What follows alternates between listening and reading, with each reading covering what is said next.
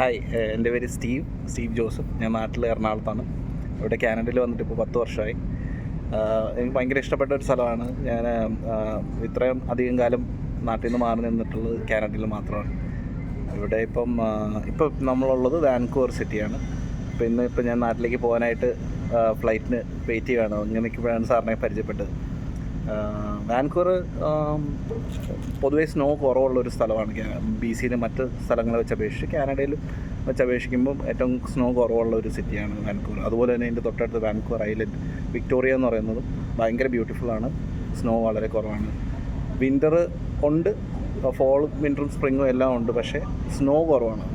ഒരു മാസം അല്ലെങ്കിൽ 2 മാസത്തേക്ക് സ്നോ ഉണ്ടാവുള്ളൂ. മിക്കവാറും ക്രിസ്മസിനൊരു സ്നോ കിട്ടും. അതൊരു ജാനുവരി അവസാനം വരെ കിട്ടുമായിരിക്കും. അങ്ങനെയാണ് സാധാരണ.